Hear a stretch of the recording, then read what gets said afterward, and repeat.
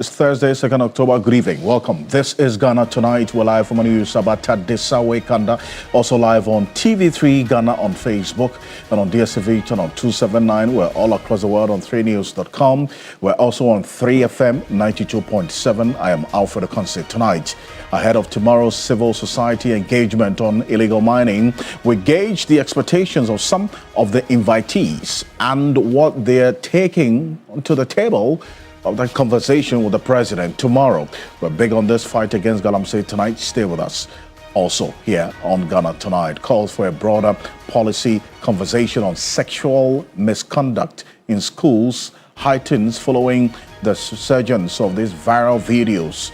The last 1 week, at least 2 of teachers and their students in compromising positions involved in some morose sexual relationship. The Ghana Education Service has taken on the issue, but what more can be done beyond dismissing these head teachers and also the teachers involved? We'll have a conversation tonight. Government has announced an upward adjustment of the producer price of cocoa for the 2025-2026 season. What does this mean to the cocoa farmer? We hear from a cocoa farmer tonight. Well, this including an increase in the price of petroleum products at the pumps. Fuel prices, that's petrol, diesel, have been increased at the pumps. We'll tell you what's happening and what's going to happen in the next pricing window. Stay with us here on Ghana Tonight. You're an integral part of the conversation. Let's hear from you. The hashtag we're using is Ghana Tonight on Facebook and on X. Let's get talking.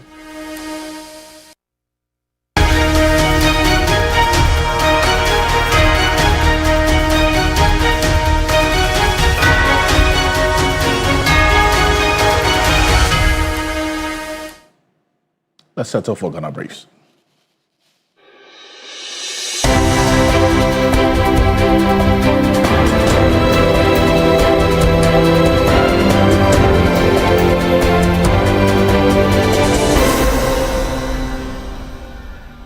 President John Mahama has urged the newly sworn-in justices of the Court of Appeal to remain steadfast in their commitment to justice and resist the growing wave of public cynicism towards the judiciary.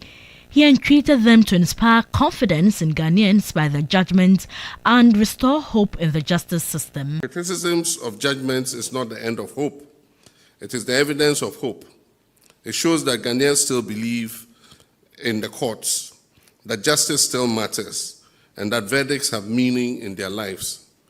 What we must guard against is cynicism, the corrosive belief that the courts no longer serve the people, but only the powerful in society.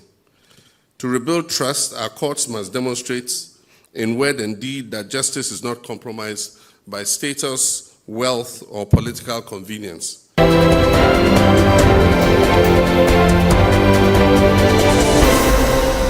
The acting Chief Justice, Paul Bafuboni, has admonished judges to fiercely guard against external pressures from every quarter, including political, social, or commercial, in order to maintain the integrity of the judiciary.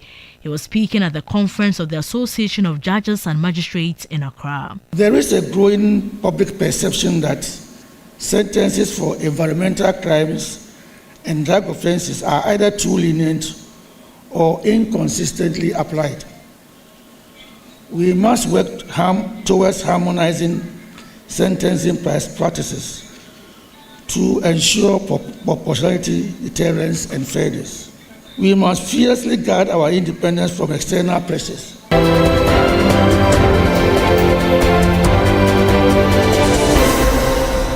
Some 6,500 unpaid nurses and midwives have expressed disappointment in the Ministries of Finance and Health for failing to pay their salaries for the past 10 months. On Thursday, the nurses and midwives presented a petition to both ministries demanding a clear timeline for the payment of their arrears.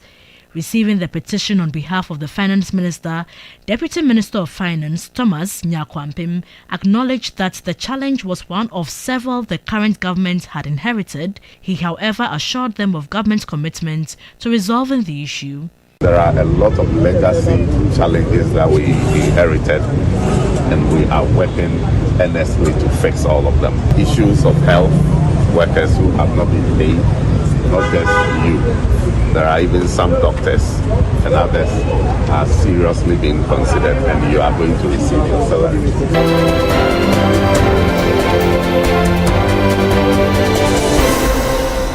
The Ghana Education Service has interdicted Info Richard Tibeto, a male teacher at Okajacrom Senior High Technical School in the Jasika Municipality of the T region over alleged sexual misconduct. In a statement, the Ghana Education Service noted that the interdiction follows notice of a disturbing video circulating on social media allegedly involving Info Richard Tibeto in an act of sexual misconduct with a female student. According to the GES, the conduct of the teacher is unacceptable, unethical, and a clear violation of the Professional Code of Conduct for Teachers.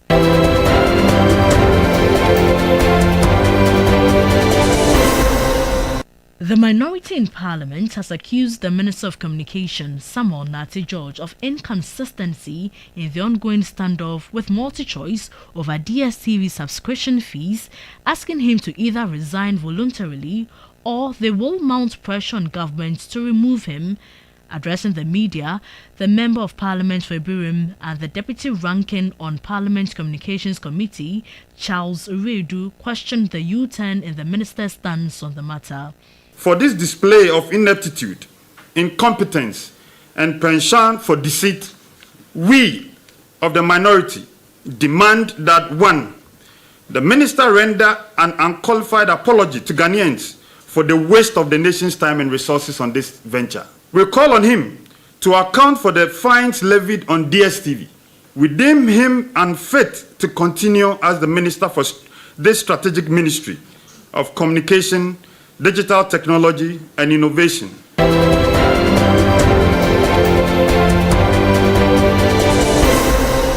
Government has increased the producer price of cocoa from 3,228 per 64 kilogram bag to 3,625 per same bag. The decision, which takes effect on Friday, October 3, was taken by the Producer Price Review Committee, chaired by the Minister of Finance, Dr. Kaysel Forson. The minister assured that Cocoa Board will continue to implement all interventions to support cocoa production and the welfare of farmers. On the basis of the changes that we have affected to the forecast, the government has taken a decision to increase the producer price of cocoa to 3,625 Ghana cedis per bag, or 58,000 Ghana cedis per ton. This simply means that per every bag purchase, the cocoa farmer is getting 400 Ghana cedis additional.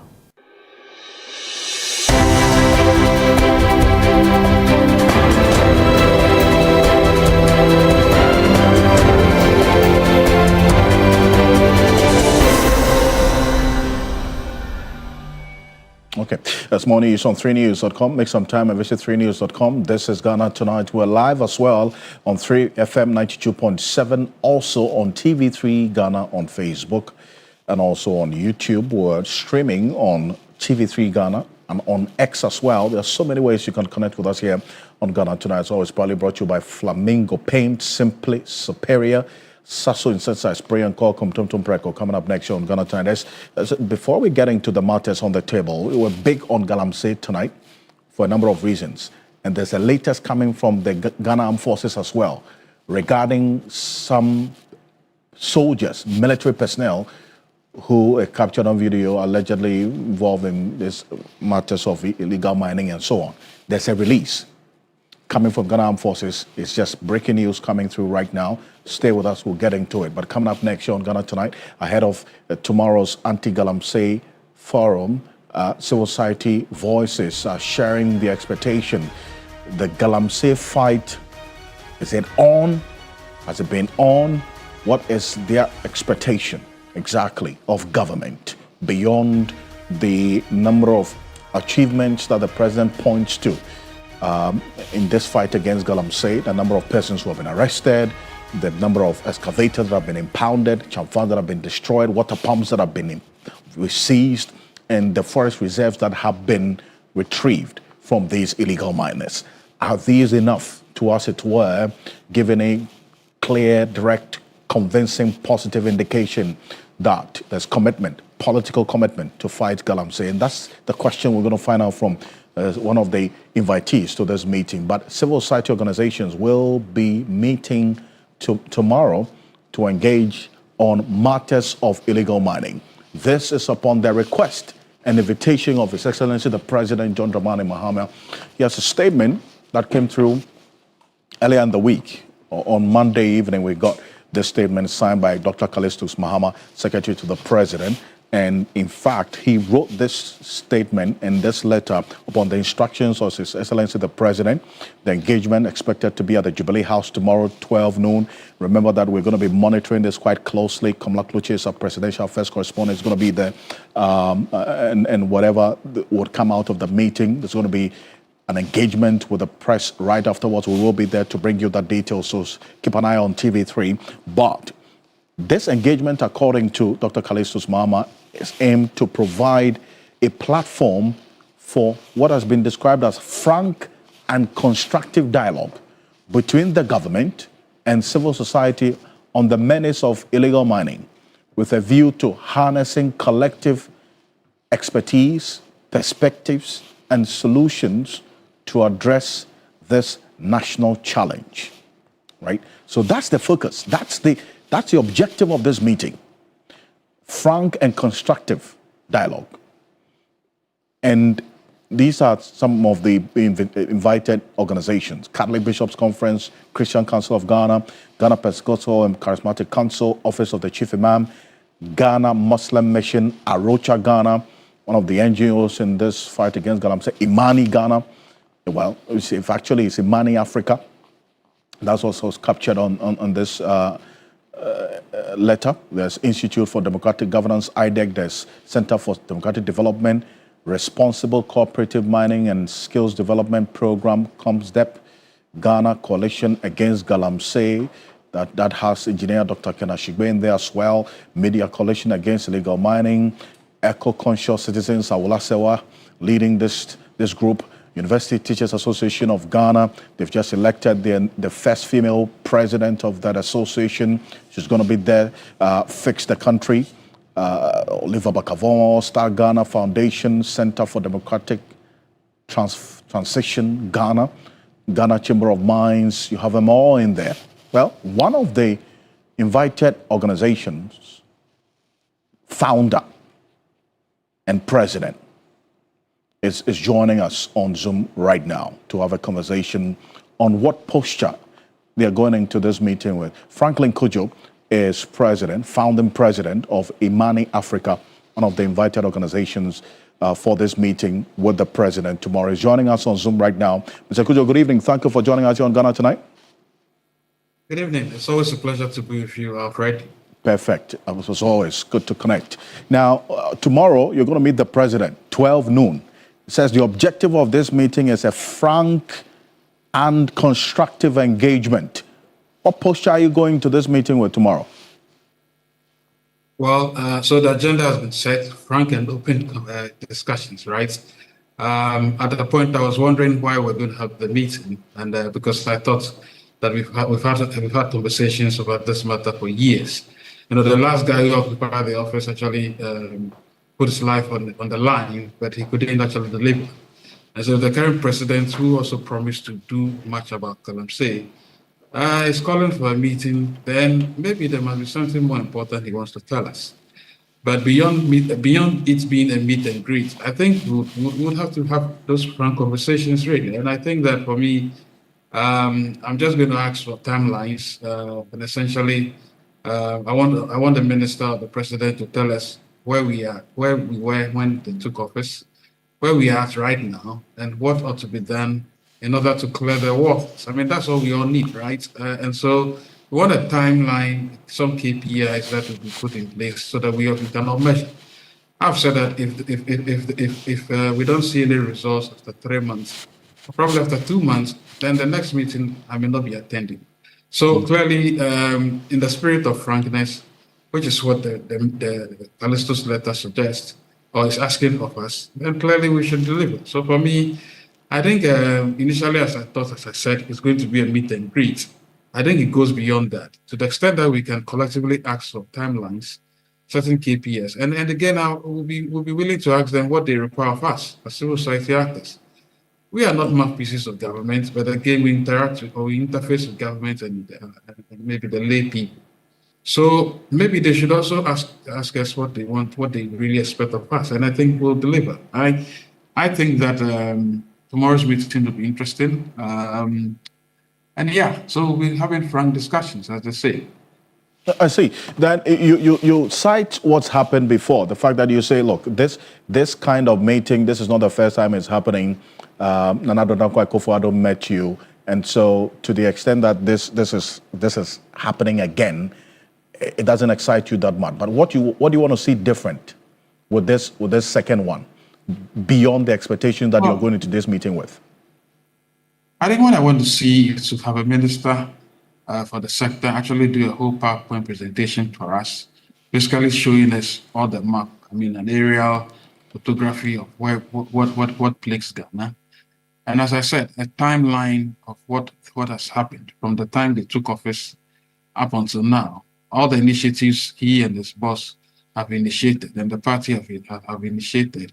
We want to see whether there have been results. Don't forget that the president has shied away from total emergency, something I've come to understand also, that rather than have a total state of emergency for the entire country, we should have targeted state of emergencies, pocketed state of emergencies, which can be measured, right? Against the fact that there what's it called, the Blue Water Initiative, and a number of initiatives that we've had the minister actually recount. The last we heard was that some of these forest areas will now be termed security zones. What does that mean?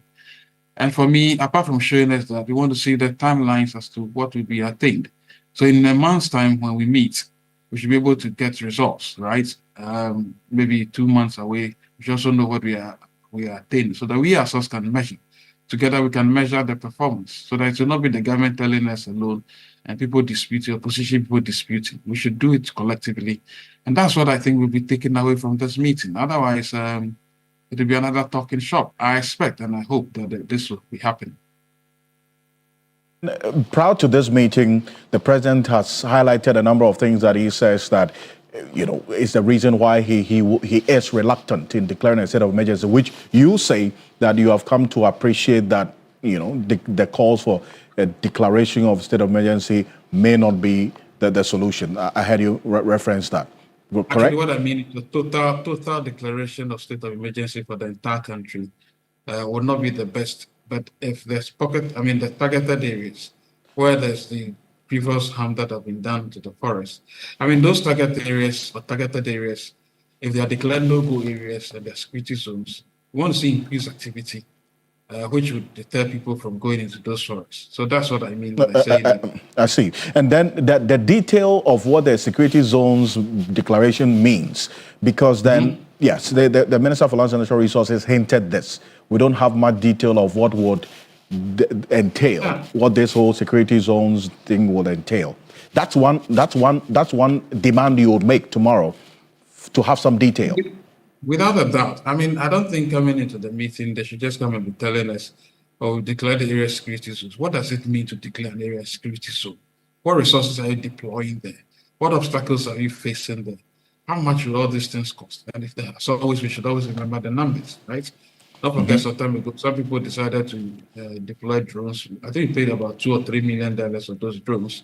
We never found them. I don't know whether they developed wings and flew away somewhere else. So we need to know how much these resources are also costing, because that's another thing. Don't forget that this administration costed, I think, close to about four or five times what the last administration costed for fighting Galamsey. You understand? They costed about 50 million Ghana cedis for fighting Galamsey. The last administration, I think they cost about just 10 million. So it means that to whom much has been given, more is expected. You understand? So there's no kids' game at all. We want to ask of the minister exactly what we are going to see and how they are going to spend that money wisely.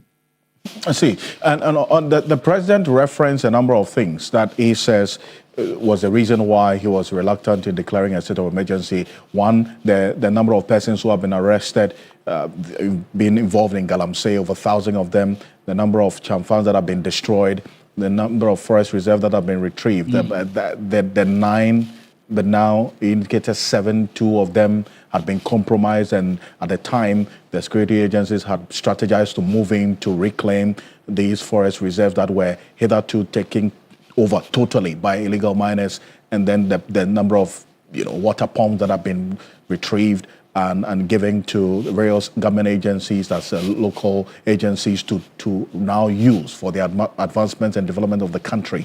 All of this, does this give you an indication of the political will to fight Galamsey?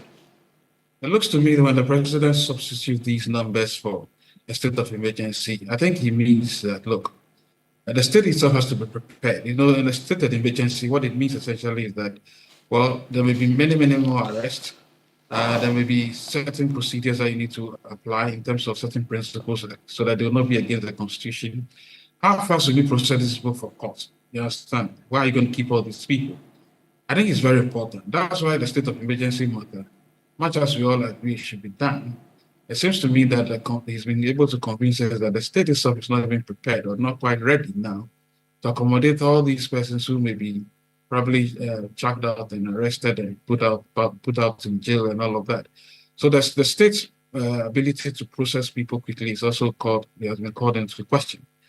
Don't forget, not long ago, there was a story about some policemen who apparently had processed some Chinese people, actually arrested and put them in jail, and they're supposed to present them before a judge on a Monday. I think they went to court on a Friday. They were supposed to present the Chinese illegal miners on a Monday. When they went, they said that the guys have died. And the judge said, how could they die between Friday and Monday? And they said, oh, they had died. They said they got burnt. And the judge said, well, let's do an autopsy. Let's find out how they got burnt. I mean, it was a ruse, really. And you know how these things play. But the state itself has to be convinced that it has a professional policeman who would arrest persons and process them before court. So I think, I'm not making an excuse, but I think this is one of the reasons why it appears that the state's own capacity has yet to be expanded. Which then means that if you want to do targeted interventions, well, why not?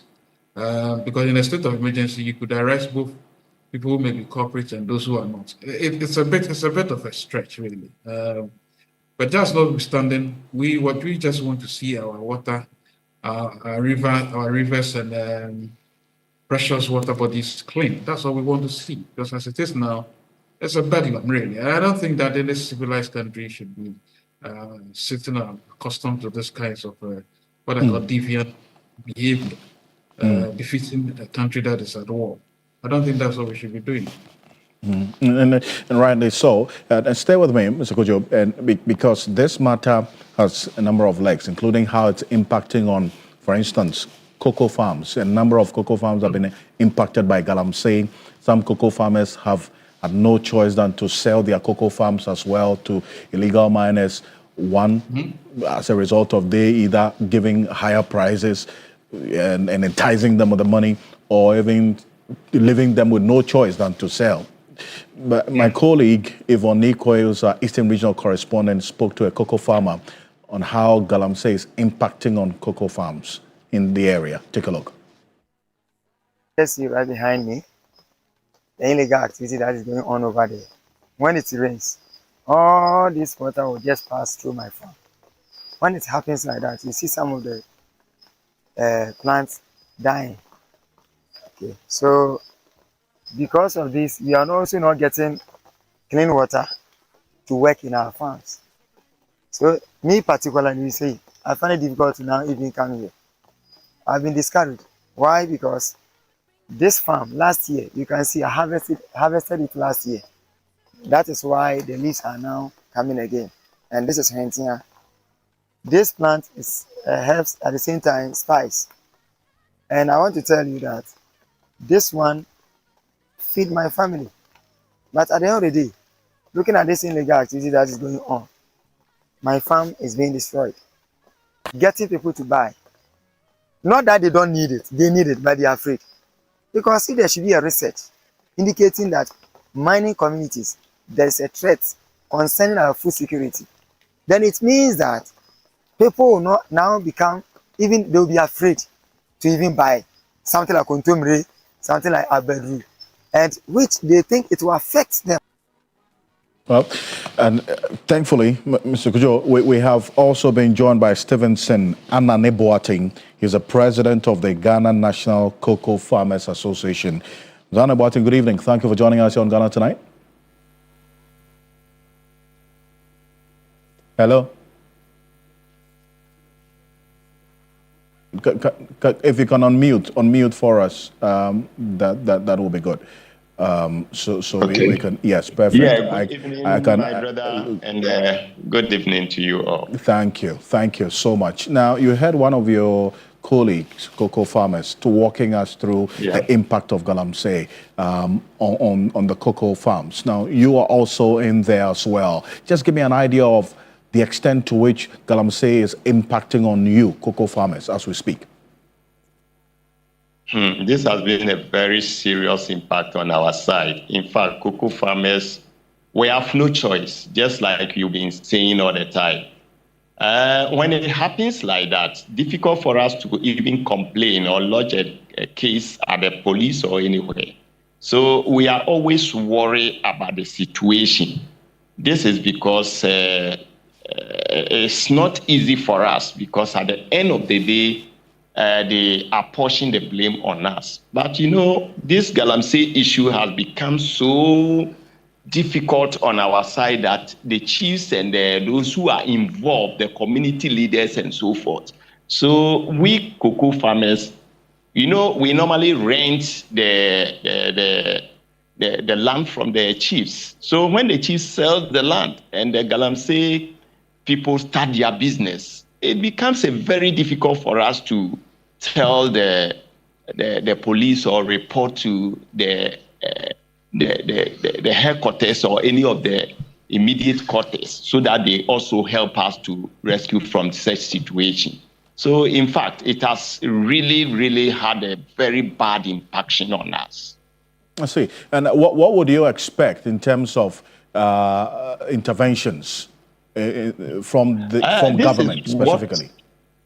Okay, this is what we always advise the government to incorporate us, especially Ghana National Cocoa Farmers Association, because we have almost, all the communities, we have members around. They can pass the information to us for us to also connect to the state authorities for them to come to our rescue or to help us. Otherwise, we cannot do anything, because the chiefs and the community leaders are the people who sell the land, and then the worry is they are pushing the blame on us. It is never true that we cocoa farmers sells our cocoa to the Galamsey people. It's the chiefs. They do the homework, the background, this thing, before they come to us. So when it comes like that, it becomes a problem. So we always urge the government to incorporate us in some of these decisions, so that at least we can also be able to, have immediate complaints to the right quarters to come for our rescue. Well, tomorrow there's going to be a meeting. Yes, I don't see your group in there, but then again, there's an invitee who is on the other Zoom line listening to you right now. What would you want him to take you to the meeting for you, cocoa farmers?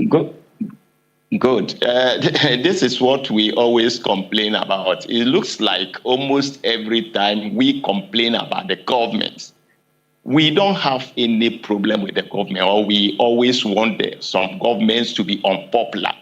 It is just because anytime such a situation comes, they should also invite us. I saw you shortlisted some of the members who are meeting. I'm there.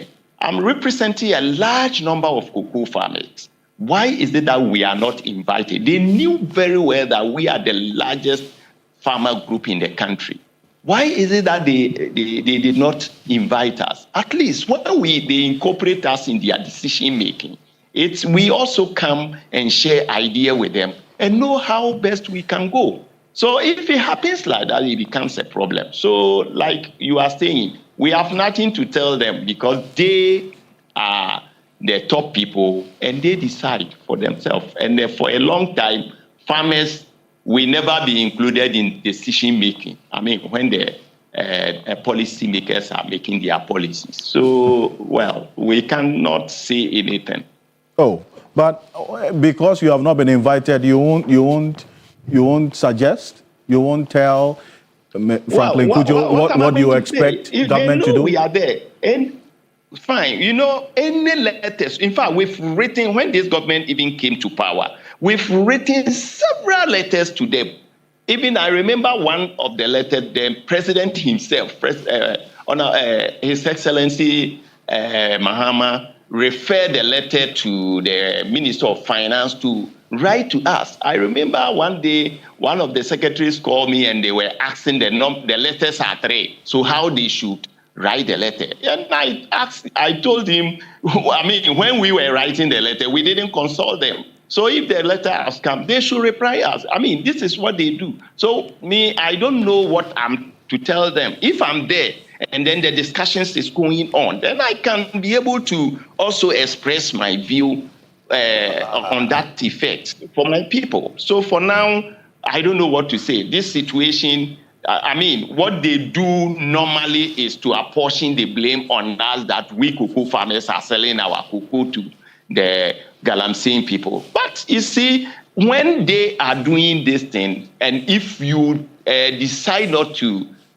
sell your cocoa, they will work around your cocoa farm, and before you realize, your cocoa farm will die. So this situation, we've been complaining and complaining to the government. Even this government, we've written several letters. When he came to power, not less than 7 or 8 letters have been written to them, but none of it have been replied.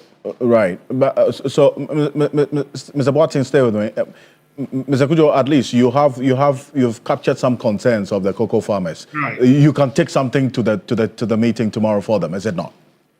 Oh, well, without a doubt. I mean, let me just say one thing, Mr. Sir. Thank you very much for coming on board. But be rest assured that these matters will be addressed. I suspect that the presidency will be meeting other groups as well. So I'm sure beyond us, I'm sure farmer groups, chiefs and all of that are also part of the panoply of people that we met. But to rest assured that we understand the industry issues, cocoa industry issues very well. I mean, I've been mortified, really, when Imani conducted what we call a profitability analysis of the cocoa industry, and actually assess the types of cocoa farms that we have in Ghana and which ones were really profitable. We've done a number of things in the cocoa sector, so I'm very much well aware of these matters, and I think we'll bring them to bear tomorrow, because you see, these are existential threats. Beyond just the fact that you are dealing with Galamsey, already the cocoa farms, cocoa industry service is tottering to its death. To think that very young people are no longer interested in farming cocoa, and the industry is being treated like, I don't know how to put it, but the state keeps treating it as that child that gives so much, but then it doesn't get taken care of.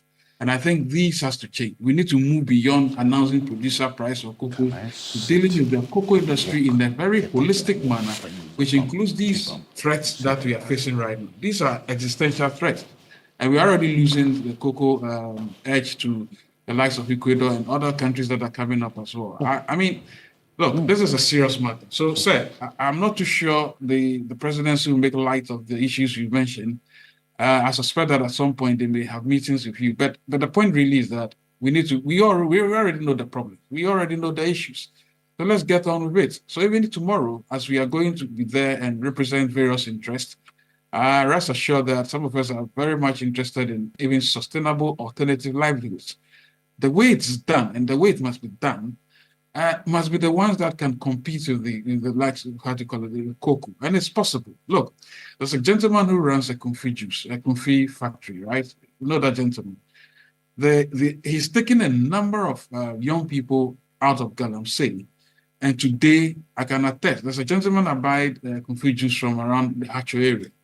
Apparently, that gentleman used to earn about 100 cedis a day or something in Galamsey. And besides, he thought that he could be threatened, he could die at one point in time, at any point in time. The gentleman makes close to 400 cities a day, and that's a lot of money. That some of us who wear tie, bow tie, and running around with bags under armpits that we are some executives don't even earn that much in a day. I mean, I think the model has to be studied, and even this whole thing about the sustainable livelihoods must be looked at in such a way that you want to empower communities to become advocates in the value chain of agriculture. Anyway, there's a lot more to say on this. Indeed. And tomorrow we're going to be monitoring this meeting, and we'll definitely have a conversation after this meeting to see how it goes. Thank you. Indeed. Thank you. Thank you so much. Cheers. Yes. Mike Franklin Kojo is the founding president of Imani Africa Policy Think Tank. Tomorrow they're going to be at the presidency at 12 noon, and we will be monitoring this meeting, see how things play out. But still on the matters of Galamsey, there's a press release that's just come through fresh on the plate from the Ghana Armed Forces and the Ghana Police Service. So this is it. I'm going to put it on the screen right now. The Ghana Police, that's the Ghana Armed Forces, is collaborating with the Ghana Police Service to establish allegations of extortion incident involving 2 soldiers and some civilians accomplices at Longshine Mining Company Limited in Prestia, Obo, on Sunday. That's the 28th of September 2025. If found culpable, personnel will face the law as any citizen of Ghana. The Ghana Armed Forces wishes to assure the general public that it will not shield its personnel involved in criminal activity. This is a statement that was just issued a few minutes ago, came through straight to us here on Ghana Tonight, fresh on the plate. These are the persons we're talking about, right? And these are images that were put out earlier by the Ghana Police Service. So we see it, these individuals, right? And this is what this statement is talking about. This investigation is going to bother on these persons who are alleged to have committed robbery at this said mining site. These 2. So this is it. This is what this statement is all about, and it's one that we'll keep an eye on here on Ghana Tonight, and we'll bring you some more details on. That's what the Ghana Armed Forces and the Ghana Police Service say. They are collaborating to investigate the alleged act of robbery involving these personnel that we just put there. We'll keep an eye on this one. But coming up next, let's still stay with matters of cocoa, because earlier today, government has increased the producer price of cocoa from 3,228 per 64 kg bag to 3,625 per the same 64 kg bag of cocoa beans. The decision, which takes effect from tomorrow, in fact, October 3, was announced by the Finance Minister earlier today, taken by the Producer Price Review Committee, which he chairs, and this is what he had to say. Take a look. Basis of the changes that we have affected to the forecast, the government has taken a decision to increase the producer price of cocoa to 3,625 Ghana cedis per bag, or 58,000 Ghana cedis per ton. This simply means that per every bag purchase, the cocoa farmer is getting 400 Ghana cedis additional. Simply put, to the ordinary cocoa farmer, since my last engagement on the 4th of August to today, every bag you purchase, you will sell to Cocoa Board, you'll be getting another 400 Ghana cedis, or 4 million Ghana cedis, old Ghana cedis. Ghana Cocoa Board will continue to implement all the interventions to support the cocoa production and the welfare of the cocoa farmer. In particular, Cocoa Board will intensify the supply of free cocoa fertilizers, both liquid and granular, free insecticides, free spraying machines, and free fungicides, and free flower inducers to the cocoa farmer. In addition, Cocoa Board is on track to implement the new tertiary education scholarship scheme for children of cocoa farmers in the 2026-2027 academic year. And I still have Mr. Stevenson Anane Boateng, is the president of the Ghana National Cocoa Farmers Association. You heard him earlier, but on this subject, he's staying with us as well. Mr. Stevenson, can you hear me? Hello? Hello, Mr. Stevenson, can you hear us? Unfortunately, we lost him there. We'll try to reconnect with Stevenson Anane Boateng. He is the president of the Ghana National Cocoa Farmers Association.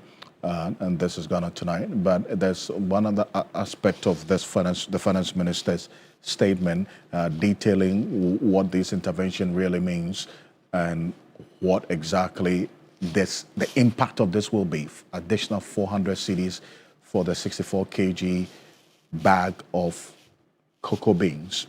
And this is one that we're also getting reactions from the farmers as to how this meets their expectations, especially going into this particular period. And the other interventions that the finance minister talks about, scholarship for cocoa farmers, children, and then also all the others that they need to do their work. Let's see if we have a clear connection to Mr. Stevenson Boateng right now. Hello, Mr. Boateng, can you hear us? Yes, I do hear you. Perfect. Now, additional 400 cedis extra for 64 kg cocoa bags. Good news? Yes, we've heard about it. Does that excite you? Should be some good news? Well, that is what the government promised, that he is going to give us 70% FOB price. So now, or since August, he promised he's giving us based on the exchange rate. And now we know the exchange rate is moving up. We even written to him that he should make a salary structure, exchange rate salary adjustment, something to it, so that it can be able to guide us when the prices increases or the exchange rate goes up. He also adjusts it. Fine, he is doing the work. So we applaud to that. We thank him very much for that respect. Right, and going forward, going into this particular season, he talks about other interventions to help you in your work, including the ensuring that your children actually are the ones who are benefiting from a scholarship, not any other person's or individual's children. And then also the insecticides and others, fertilizers that you're going to get as well. Is it one that you would expect some streamlining to ensure the element of abuse is addressed? Well, interestingly, this thing we've been always complaining about, because at the end of the day, just like it was before, the old scholarship scheme, we were not, very few people benefited from it, just because sometimes when it comes like that, about some of the percentage or a large number of beneficiaries goes to the protocol.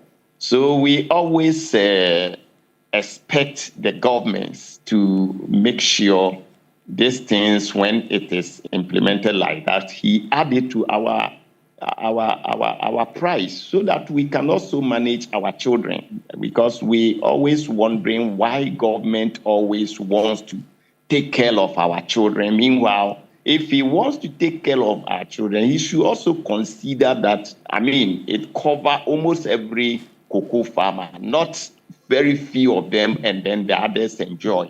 It's not something that we think is to our satisfaction anyway. But then we still insist. But for the inputs and other support, it's a normal thing. So that one, we think it should be done, and we like it. But as for the tertiary support and school distance, very few of us benefit out of it. Well, I thank you very much. Thank you. Appreciate you. Stephen Anani Boateng is a Ghana National Cocoa Farmers Association president, joining us there on Ghana Tonight. Coming up next, viral videos spark fresh outrage over sexual misconduct in senior high schools. Now, just two we've seen in the last 1 week, those two that has gone viral. The Ghana Education Service has responded. That's coming up next. The latest has also been dismissed. This is a school in the OT region. But beyond the dismissal, what next? This is the conversation we're going to have after this quick break. Dr. Peter Patianti is going to be joining us for this. Stay with us here on Ghana Tonight.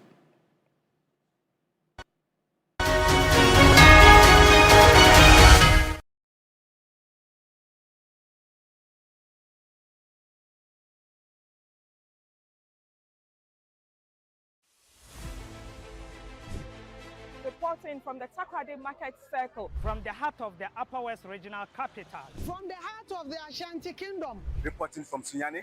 From the Central Business District of Navrongo. The parliamentarians are on recess. This is where it all unfolds. The moments that potentially alters the course of our nation and the world. These are the individuals we recognize, the voices we amplify, who appears on screen and who contributes behind the scenes. With professionalism at our core, we bring you news you can trust.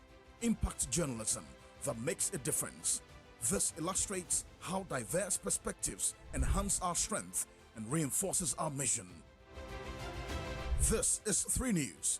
Leaders in breaking news, exclusive interviews, facts and analysis on TV, radio, online and digital. 3 News, first in news.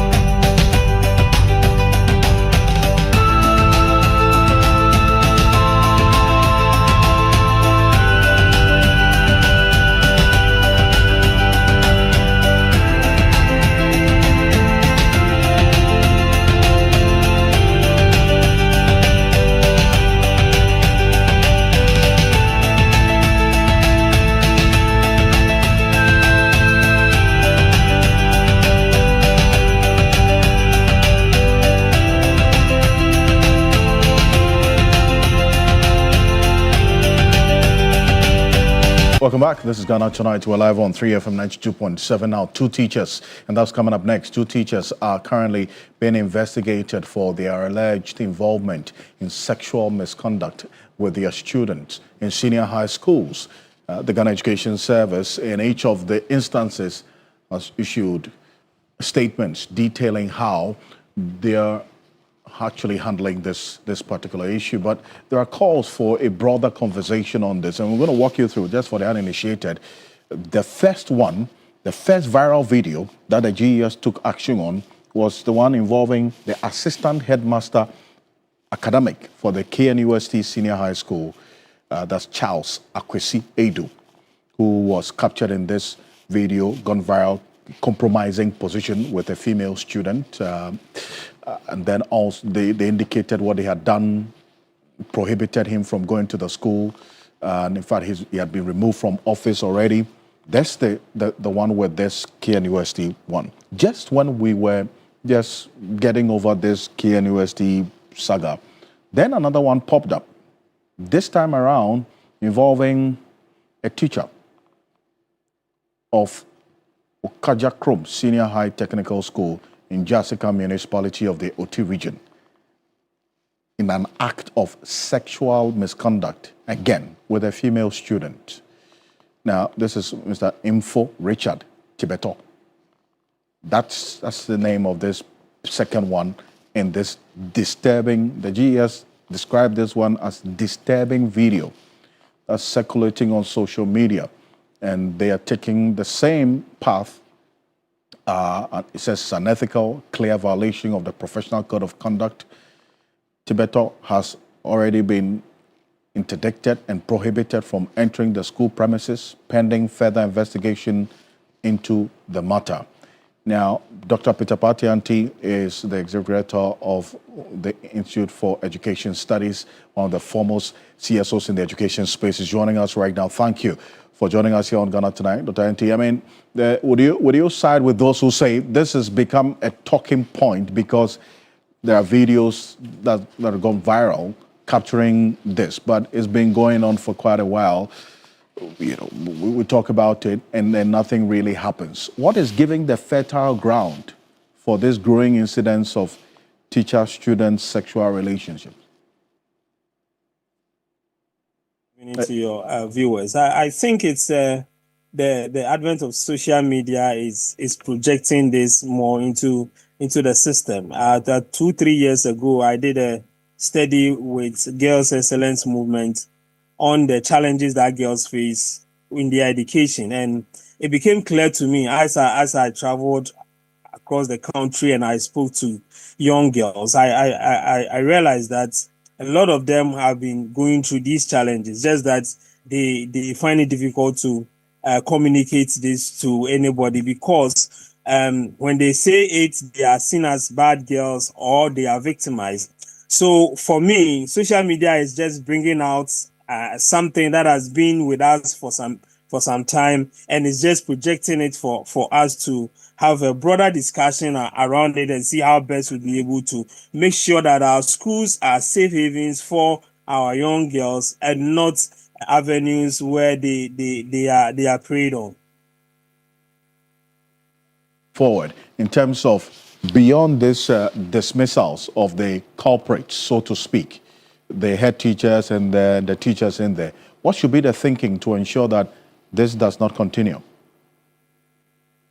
I think that GES should enter a preventive mode. I think that they should revise their whole code of ethics or code of conduct that they have. I think that there should be stiffer punishment for teachers that get themselves involved in this. I've said that, there are instances where you might want to think that the students can also be at fault. But the point is that teachers are taking through professional training, and their training is supposed to prepare them for all these eventualities and incidents. And if you are not able to professionally handle a student who may be going overboard with you, then it means that you are not cut for the profession. So I think that GES would have to take a second look at their code of conduct. I think that the National Teaching Council would have to step in. If you look at their functions, one of them is to ensure that teachers are of a higher level of ethical behavior, and where teachers are found wanting in that aspect, they have the authority to take a second look at the licenses that they have issued to that particular teacher. I think if you put these two together, we should be able to have a very controlled system in our senior high schools. I believe strongly that our senior high schools, school environment, should not be the avenue for these things. I think we need a more safe place for our young girls and boys as they go through their pre-tertiary education. But this is a reflection of the larger moral decadence, right, that we've been talking about. So you see in the senior high schools, the boys are involved in acts of vandalism, violence, wielding weapons, and we've talked about it in the past. Now we're seeing in the case of these females as well, now being victims of sexual immorality or harassment for that matter.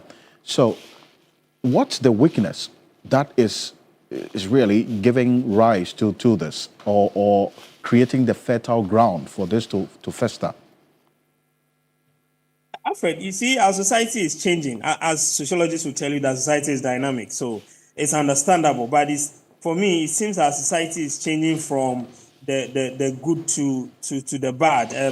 You see that our children are not able to balance modernity with civility. We are not able to live up to the kind of moral standards that our society used to be known for. And for me, even the sheer ability of a student to record herself with her master is something that I cannot come to terms with. It means that our society is going down as we progress, and it's time that opinion leaders in the society take a second look at this. This tells you that the indiscipline on campus is something that is very, very deep down the system.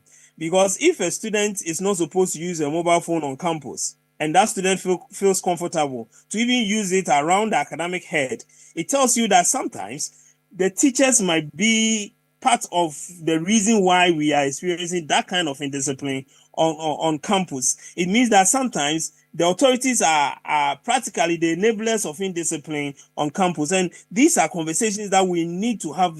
We need to have so that we don't go further down. These are supposed to be the future leaders, those who are supposed to be running the various aspects of our society 10 years to come, when we are old and we will sit back and look at them. But look at the kind of attitude that they are putting up. It's quite worrying. And I think we need a whole conversation around how our school systems are gradually changing, how our moral standards are going down, and how people now in undertaking activities that are not right in the sense of our moral moral compass, they don't feel deterred, and they are able to do it without even a blink. It's very problematic. You've said it all perfectly, and you couldn't have put it any better than this. It's quite concerning, to say the least. And it had to take the Cybersecurity Authority to even issue a statement cautioning these senior high school graduates not to be recording themselves, the girls, threatening that they were going to take people's husbands and so on after school. And then we are seeing all of this happening. So really, thank you. Thank you so much for joining us. Dr. Peter Patenty is the director of the Institute for Education Studies, IFSTEP. Well, before we go, more oil marketing companies have increased fuel prices at the pumps. Now, this comes almost 2 weeks, in fact, just about 2 weeks after prices were expected to go up from mid-September in line with industry data. Market leader Star Oil, in a social media post, announced that a liter of petrol will now sell at 13 cedis 17 pesos, up from the previous 12 cedis 77 pesos. You see oil there now also petrol 13 cedis 38 pesos, diesel 14 cedis 20 pesos, Total Energies diesel 14 cedis 30 pesos. You have also petrol 13 cedis 40 pesos. And as you see the Star Oil there as well. Shell diesel up to 14 cedis 18 pesos as well. And you have petrol selling over 13 cedis 38 pesos for oil as well. So the company explained that the adjustment was influenced by developments on the international market and the exchange rate, the cedi, essentially, because of the depreciation we saw of the cedi in the last at least 1 month gone by.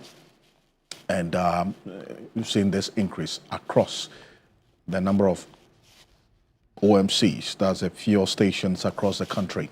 So this is it. That's what's happening at the pumps right now. We'll monitor and see how things play out ahead of the next pricing window. On behalf of the rest of the team, we thank you so much for staying with us here on Ghana Tonight. We are back again tomorrow for another conversation. I am Alfred Ocansey. Have a good night.